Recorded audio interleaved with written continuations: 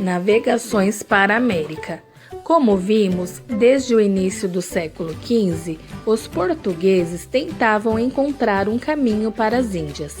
Por volta de 1483, eles já tinham certeza de que contornar a África era possível para chegar ao seu destino. Diante disso, investiram esforços e economias para realizar essas viagens. Nessa mesma época, Cristóvão Colombo foi ao encontro do então rei de Portugal, Dom João II, a fim de lhe fazer uma nova proposta. Colombo ofereceu seus serviços para comandar uma viagem marítima até as Índias, navegando pelo Ocidente. Mas o rei, baseado em estudos desenvolvidos por seus navegadores, não aceitou a oferta, com o argumento de que o caminho pela costa da África era mais curto. Anos depois, Colombo foi para a Espanha, ao encontro dos reis daquele país, e fez a mesma proposta. Diferentemente de Dom João II, os reis espanhóis Fernando e Isabel aceitaram. Assim, em 1492, Colombo saiu em sua primeira viagem, financiada pelos espanhóis, reuniu embarcações, equipamentos, mapas e homens e partiu para as Índias, navegando em direção ao Ocidente. Porém, ele não chegou às Índias, mas sim às Antilhas, um conjunto de ilhas próximas ao atual continente americano. Observe sua localização no mapa. Como era de costume na época, as viagens eram registradas em documentos oficiais e as terras encontradas, embora já estivessem povoadas, foram consideradas propriedade do reino espanhol, patrocinador da viagem de Colombo. E para que não houvesse uma guerra pelas ilhas descobertas e pelas terras que ainda se poderiam descobrir, os dois países entraram em negociações e estabeleceram o Tratado de Tordesilhas em 1494. A proposta aprovada por ambos os reinos foi a de dividir o mundo em duas áreas de conquistas, demarcadas por uma linha imaginária. Contudo, Portugal e Espanha passaram a discordar logo no início das negociações. Para os espanhóis, essa linha divisória deveria passar a 100 léguas, aproximadamente 500 quilômetros, das ilhas de Cabo Verde.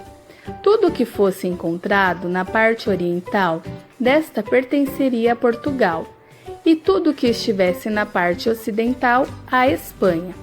Pela proposta dos portugueses, o mundo poderia ser dividido em duas áreas de conquista por uma linha imaginária, passando a 370 léguas, aproximadamente 1.900 quilômetros, das ilhas de Cabo Verde.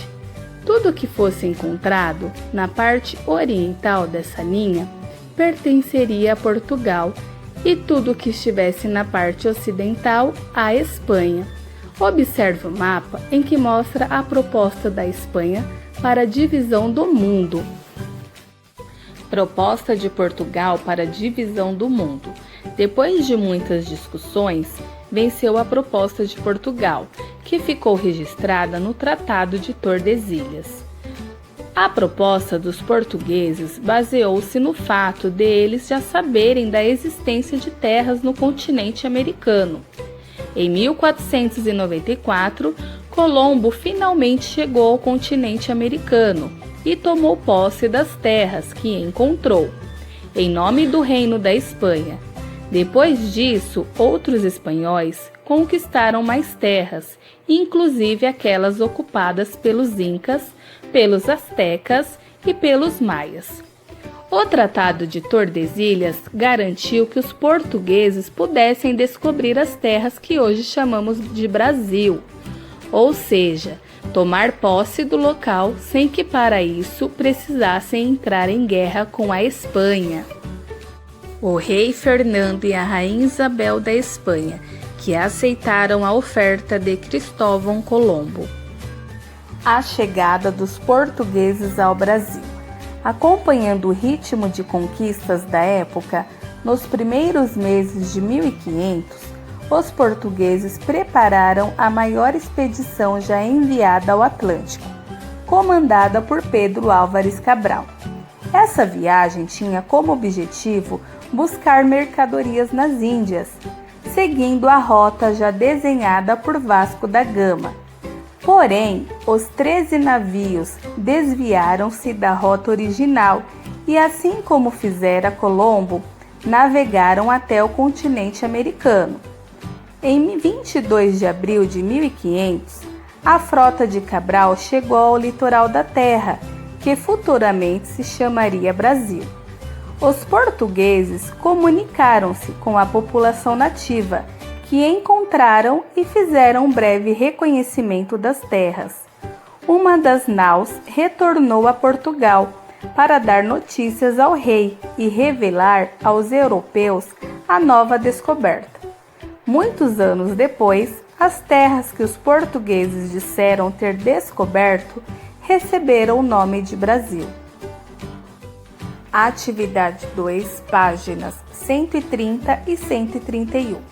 Você terá que organizar na linha do tempo o que você aprendeu até agora sobre a história das navegações para a América. Para isso, você deverá recortar as imagens do anexo no final do caderno, reler o texto deste módulo para se certificar de datas e fatos e colar as imagens nos espaços correspondentes da linha do tempo e complementar com informações, nomes e eventos ocorridos. Por enquanto é só. Até a próxima!